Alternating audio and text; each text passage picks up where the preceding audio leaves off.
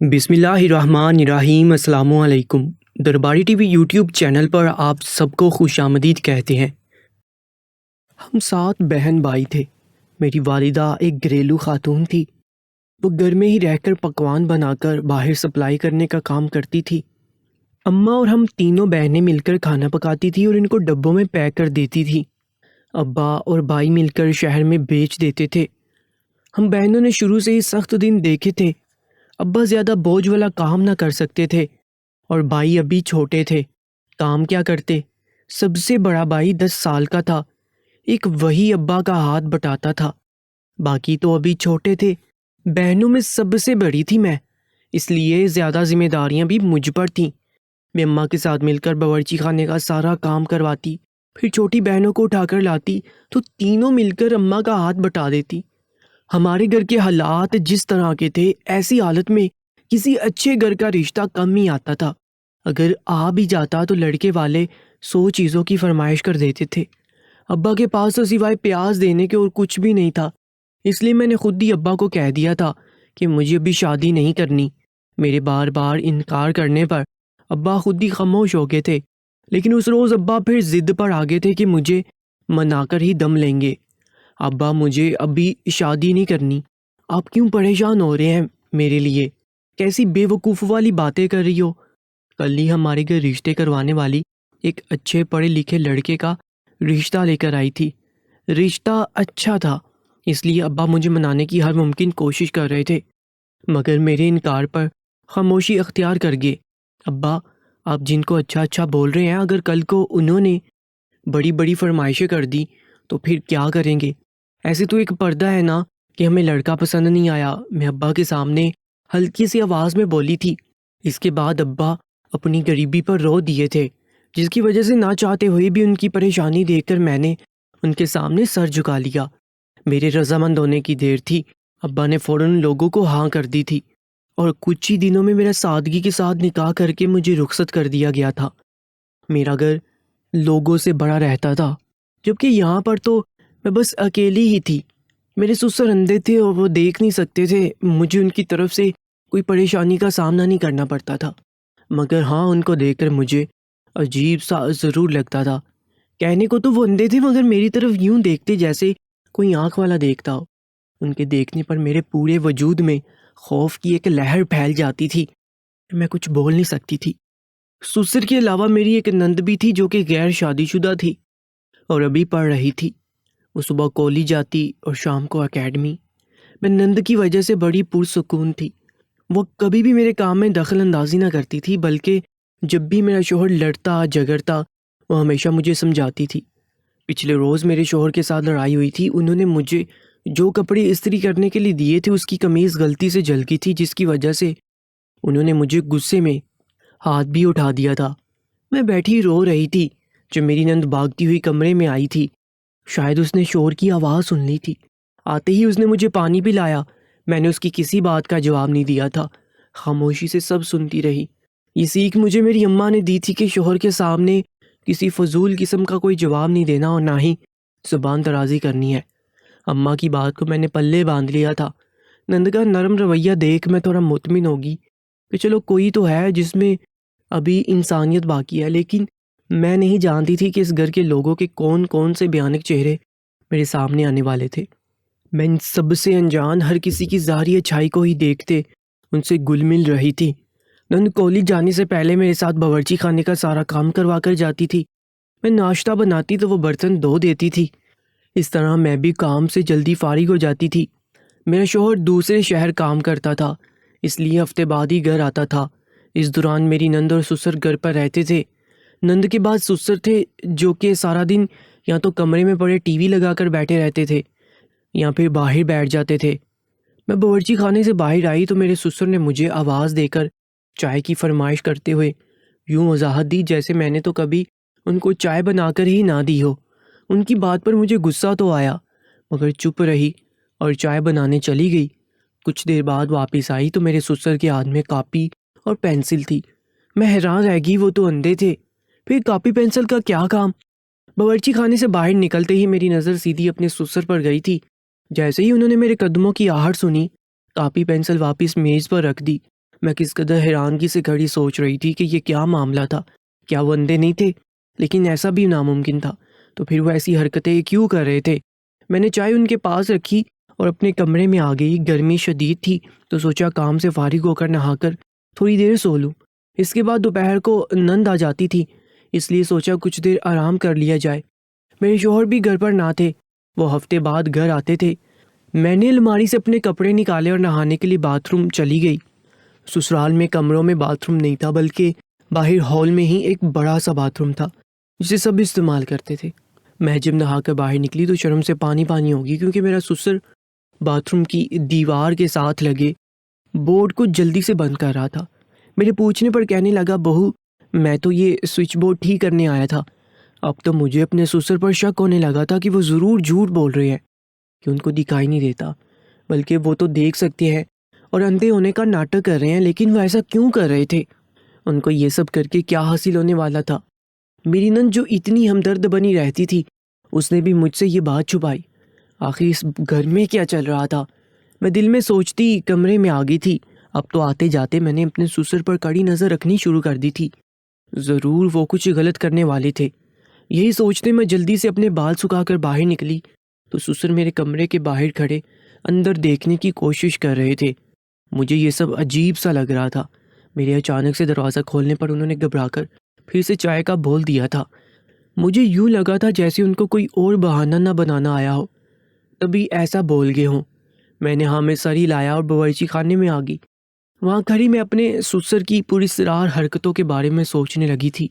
میں یہ بات گھر میں کسی کو بتا بھی نہیں سکتی تھی۔ اگر شوہر کو بتاتی تو پھر سے لڑائی جھگڑا شروع کر دیتے، اور ویسے بھی جب وہ غصے میں ہوں تو زبان سے کم اور ہاتھوں سے زیادہ کام لیتے ہیں۔ ان کے مارنے پیٹنے کے ڈر سے ان کو بتانا تو ناممکن تھا، اور نند کے سامنے بھی یہ نہیں کہہ سکتی تھی کہ اس کا باپ عجیب حرکتیں کرتا پھر رہا ہے۔ کون سی اولاد اپنے باپ کے بارے میں ایسی باتیں سننا برداشت کر سکتی ہے؟ اگر میں ان میں سے کسی ایک سے یہ بات کر بھی دیتی تو کسی نے بھی میری بات کا یقین نہیں کرنا تھا، اس لیے میں خاموشی اختیار کر گئی۔ مجھے اب اپنے سسر سے ڈر لگنے لگا تھا۔ جب وہ اکیلے ہوتے تو میں کبھی ان کے پاس بھی نہ جاتی، اپنے کاموں میں لگی رہتی۔ کچھ دنوں سے میں نوٹ کر رہی تھی کہ جب بھی میں باتھ روم نہانے کے لیے جاتی تو سسر روز ہی باتھ روم کی دیوار کے ساتھ چپک کر کھڑا ہوتا تھا، اور کبھی دروازے میں اور کبھی دیوار کے پاس لگے سوئچ بورڈ کے پاس۔ میرے پوچھنے پر سسر کے پاس ایک ہی جواب تھا، بیٹا میں یہ سوئچ ٹھیک کرنے آیا ہوں۔ اب بندہ ان سے پوچھے کہ روز سوئچ خراب کیسے ہو سکتا ہے، اور آپ کوئی مکینک ہیں جو اسے صحیح کریں گے؟ ان کی باتوں پر میرا منہ حیرت سے کھل جاتا تھا کہ وہ اندھے ہو کر بورڈ کیسے ٹھیک کر سکتے تھے۔ کہیں سسر یہ سب جان بوجھ کر کسی مقصد کے تحت تو نہیں کر رہے تھے؟ کہیں ان کی بری نیت تو نہیں ہے مجھ پر؟ میں سسر کے خلاف اپنے دل میں عجیب وہم پالتی جا رہی تھی۔ ان کے کام ہی ایسے تھے کہ مجھے ان پر شک کرنا پڑ رہا تھا۔ جب تک میں نے چائے بنائی تب تک میری نند کالج سے لوٹ آئی تھی۔ کیا ہوا بھابھی، آپ ابھی تک باورچی خانے میں ہی ہیں؟ خیر تو ہے؟ کیا پکا رہی ہیں؟ میں باورچی خانے میں کھڑی اپنے سسر کے متعلق سوچ رہی تھی جب اپنی نند کی آواز پر میں نے چونک کر اس کی طرف دیکھا تھا۔ ہاں کچھ نہیں، ابا کے لیے چائے بنانے آئی تھی، میں نے مسکرا کر جواب دیا اور چائے کے لیے پانی رکھنے لگی۔ اچھا ایک بات پوچھوں، تمہیں برا تو نہیں لگے گا نا؟ میں نے پانی میں چائے کی پتی ڈالتے ہوئے سرسری سا لہجہ اپنا کر اپنی نند کو مخاطب کیا۔ ہاں بالکل بھابھی، پوچھے کیا بات ہے، میں کیوں برا مناؤں گی؟ اس نے کولر سے پانی گلاس میں ڈالا اور وہیں بیٹھ کر پینے لگی۔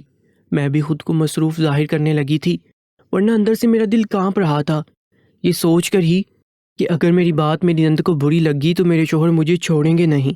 ابا کب سے نہیں دیکھ سکتے؟ میں ڈرتے ڈرتے بالآخر وہ سوال پوچھ ہی لیا تھا۔ میری بات پر اس نے خالی گلاس نیچے رکھتے ہوئے کہا تھا، ان کے ساتھ کوئی حادثہ پیش آیا تھا جس کے نتیجے میں انہوں نے اپنی آنکھیں کھو دی۔ میری نند اپنے باپ کی معذوری سوچ کر دکھی لہجے میں بولی تھی۔ میں بھی چپ سی ہو گئی تھی۔ اسے سسر کی عجیب حرکتوں کے بارے میں سب بتا کر میں اسے خود سے بدظن نہیں کرنا چاہتی تھی، اس لیے میں نے اس کا دھیان بٹانے کے لیے اسے کام پر لگا دیا۔ اچھا لو یہ چائے ابا کو دے آؤ، میں کھانے کی تیاری کر لوں۔ میں نے چائے کا کپ اس کے حوالے کیا اور خود اپنے ذہن سے ساری سوچیں جھٹکتی سبزی بنانے لگی۔ اپنی نند کے آنے تک میں ساری سبزی بنا چکی تھی۔ وہ آتے ہی نہانے کی عادی تھی، لیکن میں نے غور کیا جب وہ نہانے گئی تو سسر اس کے پیچھے نہیں گئے تھے، نہ انہوں نے بورڈ کو چھیڑا تھا۔ وہ جلدی سے میری مدد کروانے کے لیے باورچی خانے میں آ گئی تھی۔ اس نے آتے ہی آگ جلائی اور کھانا بنانا شروع کر دیا۔ میں خاموشی سے اسے دیکھنے لگی۔ وہ کتنی اچھی تھی، ہر کسی کا خیال رکھتی تھی۔ اور ایک میرے شوہر تھے، کئی دن گھر ہی نہ آتے۔ ان کے دوست بھی وہی کام کرتے تھے، لیکن وہ تو شام کو گھر لوٹ آتے تھے، مگر میرے شوہر نہ آتے تھے۔ اگر کبھی جلدی آ جاتے تو آتے ہی چیخنا چلانا شروع کر دیتے، اور کبھی زیادہ غصہ ہوتے تو ہاتھ اٹھا دیتے، چھوٹی چھوٹی باتوں کو لے کر مجھے تانے دیتے۔ اگر کوئی نقصان ہو جاتا تو میرا جینا محال ہو جاتا تھا۔ میں ان سے کافی خوفزدہ رہتی تھی۔ میں کھڑی اپنی نند کو بڑی محبت سے دیکھ کر اپنے شوہر کا سوچتی دکھی ہوئی تھی، مگر کسی سے کچھ کہہ نہیں سکتی تھی۔ کیا ہوا بھابھی، کیا دیکھ رہی ہو؟ کہیں میری شکل میں آپ کو بھائی کی یاد تو نہیں آ رہی؟ مجھے اپنی طرف دیکھتا پا کر میری نند نے بڑے خوشگوار لہجے میں مجھ سے پوچھا تھا۔ میں اس کی بات پر ہلکے سے مسکرا کر وہاں سے نکل آئی تھی۔ اب میں اسے کیا بتاتی کہ اس کا بھائی اس جیسا تھا ہی نہیں، وہ تو ایک ظالم اور جابر انسان تھا۔ کمرے میں آ کر میں نے اپنی آنکھیں صاف کی اور منہ دھو کر پھر سے باورچی خانے کی طرف چل دی۔ اگلے روز بھی سب کام کرنے کے بعد روز کی طرح نہا کر نکلی تو میرا دل دگ سے رہ گیا تھا۔ میرا سسر باتھ روم کے دروازے کے ساتھ پشت لگا کر کھڑا تھا۔ مجھے باہر آتا دیکھ کر بھی وہ اپنی جگہ سے نہ ہلے تو میرے ماتھے پر لاتعداد سلوٹیں نمودار ہوئی تھی۔ میں ان کو وہیں چھوڑ کر کمرے میں آ گئی۔ میرا دل زور زور سے دھڑک رہا تھا۔ خوف نے میرے دل پر پنجے گاڑ رکھے تھے۔ اب تو مجھے پورا یقین ہو چلا تھا کہ میرا سسر مجھ پر بری نیت رکھے ہوئے تھا۔ میں یہ خیال آتے ہی جیسے کانپ گئی تھی۔ میں تو اپنے شوہر کو بھی نہیں بتا سکتی تھی۔ میرے اپنے ہی سسرال میں میری عزت محفوظ نہ رہی تھی۔ سسر ایسا کیوں کر رہے تھے؟ یہ سب میری سوچ سے باہر تھا۔ میں نے روتے ہوئے اپنے رب کے آگے سر جھکا دیا تھا، اسی سے اپنی عزت کی حفاظت کی بھیک مانگی تھی۔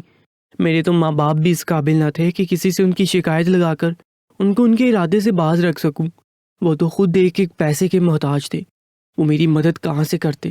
مجھے کچھ سمجھ نہیں آ رہا تھا۔ اس کے بعد میں نے ہمت کی، خود کو مضبوط کیا۔ میں نے سوچ لیا تھا کہ ان کے سامنے جاؤں گی ہی نہیں۔ اس دن کے بعد میں دوبارہ اپنے سسر کی موجودگی میں اکیلی نہ نہائی تھی۔ جب میری نند کالج جانے لگتی تو میں اسے بتا کر کچن میں آ جاتی تھی۔ گرمیوں کی وجہ سے زیادہ نہانے کو دل کرتا تھا، لیکن سسر کی وجہ سے اب میں احتیاط کرنے لگی تھی۔ سسر کے سامنے کم سے کم جانے کی کوشش کرتی تھی۔ جانے اس بورڈ میں ایسا کیا راز تھا جو وہ ہر وقت اسی بورڈ کے سامنے کھڑے رہتے تھے؟ میں اپنے کمرے سے نکلی تو سسر سامنے ہی باتھ روم کی دیوار کے ساتھ لگے ہوئے سوئچ بورڈ کے ساتھ چھیڑ چھاڑ کر رہے تھے۔ پھر میں نے جب غور سے دیکھا تو میری حالت غیر ہونے لگی۔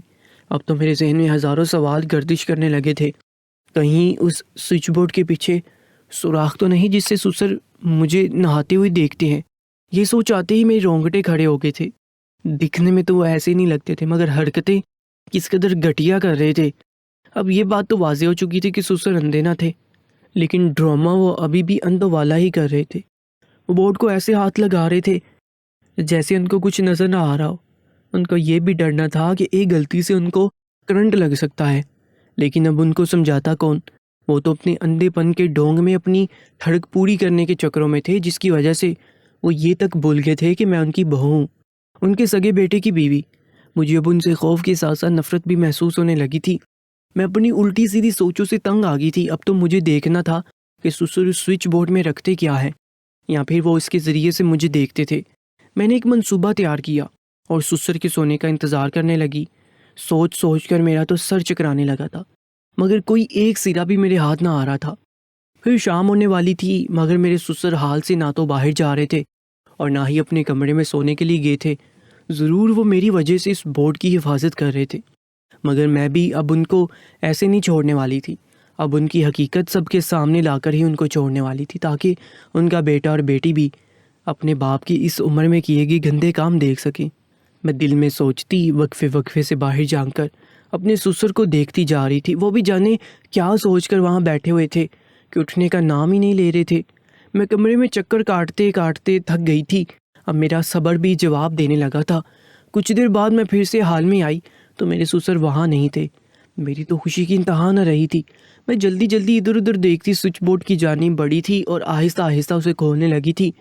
کچھ ہی دیر میں وہ بورڈ کھل گیا تھا۔ اس سے پہلے کہ میں اس بورڈ میں موجود وہ کاغذ کا ٹکڑا پکڑتی جو کہ بالکل ہی تعویذ لگ رہا تھا، کہ پیچھے آہٹ محسوس ہوئی۔ میرا تو سانس ہی رک گیا تھا، لیکن جب پیچھے دیکھا تو کوئی بھی نہیں تھا۔ میں نے جلدی سے سوئچ بورڈ کو تھوڑا سا کھولا تو بہت سارے سفید کاغذ نکل کر میرے قدموں میں گر گئے تھے۔ میں تو حیرت سے منہ کھولے اسے دیکھے جا رہی تھی۔ میں نے نیچے زمین پر بیٹھ کر ایک تعویذ کو اٹھایا اور کھول کر دیکھا تو میرا حیرت سے برا حال ہو گیا تھا، کیونکہ سارے تعویذ بالکل خالی تھے۔ یہ کیا چکر تھا؟ اگر یہ خالی تھے تو میرے سسر ان کو یہاں کیوں رکھتے تھے؟ میرا تجسس تھا کہ ختم ہونے کا نام نہ لے رہا تھا۔ اس راز کو میں جتنا سلجھا رہی تھی یہ اتنا ہی الجھتا جا رہا تھا۔ کیا میں سسر سے جا کر خود پوچھ لوں کہ وہ یہ سب کیوں کر رہے تھے؟ میں نے وہ سارے تعویذ نما خالی کاغذ اٹھائے اور اپنے کمرے میں لے آئی۔ اب میں ایک الجھن سے نکل کر دوسری میں گرفتار ہو گئی تھی۔ جانے یہ کیا معاملہ تھا؟ اب اس میں سسر کا کیا مقصد ہو سکتا تھا؟ یہ مجھے سمجھ نہیں آ رہی تھی۔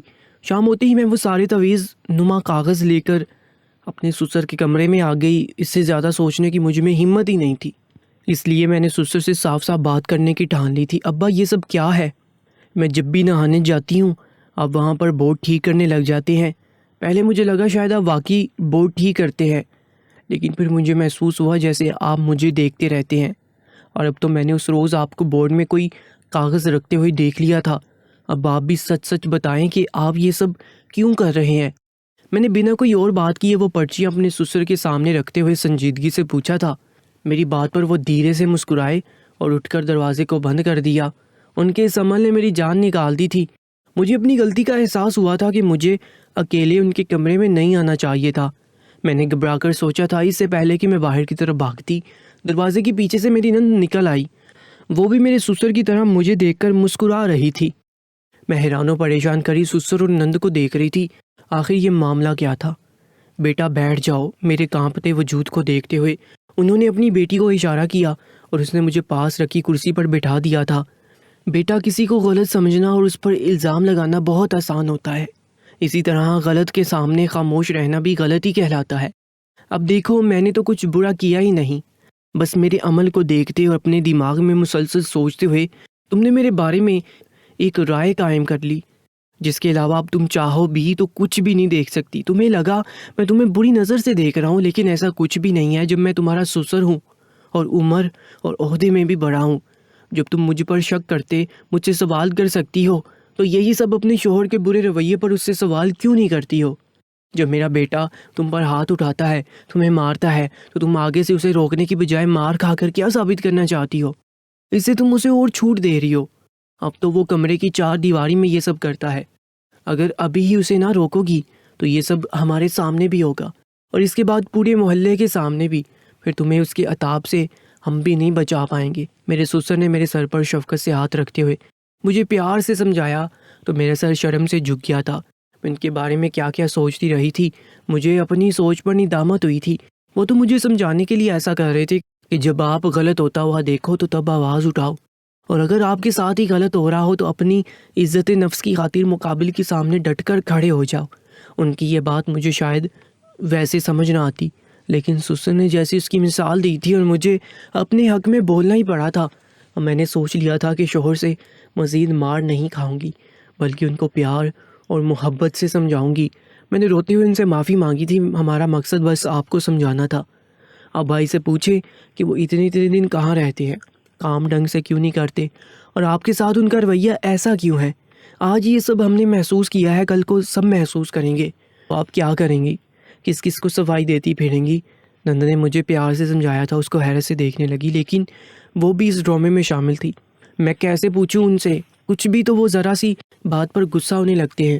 میں نے گھبرا کر کہا تھا، ایسے ہی جیسے ابھی ابا سے آ کر آپ نے پوچھا ہے کہ وہ ایسا کیوں کر رہے ہیں۔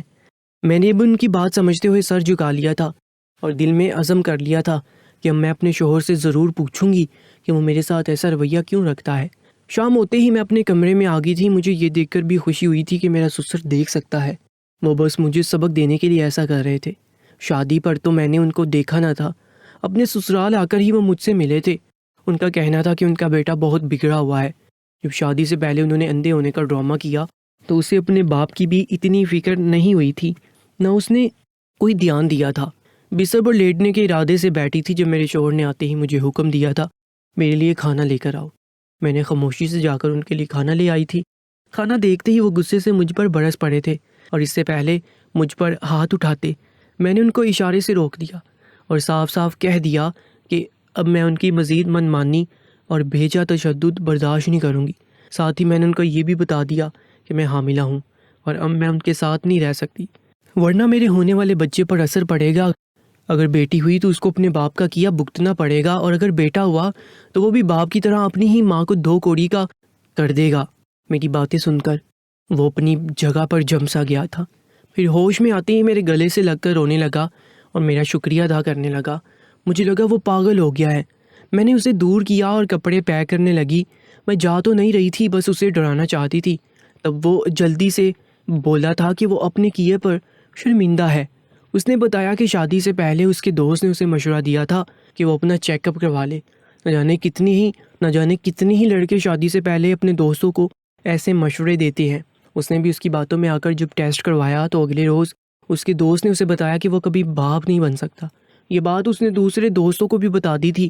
تب سے میرے شوہر کا سارا اعتماد ختم ہو گیا تھا۔ وہ اپنا سارا غصہ گھر آ کر مجھ پر یا اپنے ابا پر نکالتا تھا، کبھی کبھی تو بہن کو بھی نہ چھوڑتا تھا۔ میں نے شوہر کی بات سن کر ایک فیصلہ کیا تھا اور اگلے روز اسے اپنے ساتھ اسپتال لے گئی تھی۔ وہاں جب ٹیسٹ کروایا تو شوہر کی رپورٹ بالکل صاف تھی۔ تب پتہ چلا میرے شوہر کا وہ دوست اس کی کامیابی سے چلتا تھا۔ اس کی شادی ہوئی تو بیوی بھی اسے جھگڑنے والی ہی ملی اور جلد اس کی طلاق ہوگی۔ اس لیے وہ چاہتا تھا کہ میرا شوہر اپنے ہاتھوں سے اپنا گھر تباہ کر لے۔ اگر میرا سسر وقت رہتے مجھے نہ سمجھاتے تو شاید یہ سب واقعی میں ہو چکا ہوتا۔ اب میں اپنے شوہر کے ساتھ ایک خوشحال زندگی گزار رہی ہوں۔ ہماری ایک پھول سی بچی بھی ہے۔ میں اپنے سسر کی بالکل اپنے ابا کی طرح دیکھ بھال کرتی ہوں، جنہوں نے میرا گھر اجڑنے سے بچا لیا ہے۔ آپ کو کیا لگتا ہے کہ میرے سسر نے جو کیا واقعی ایسا کچھ ہونا چاہیے تھا؟ کمنٹ سیکشن میں اپنی قیمتی رائے سے میں ضرور آگاہ کیجیے گا، اور ایسی ہی سچی اور سبق کہانیوں کے لیے ہماری یوٹیوب چینل کو سبسکرائب کر لیجیے گا۔ اپنا بہت زیادہ خیال رکھیں۔ اللہ نگہبان۔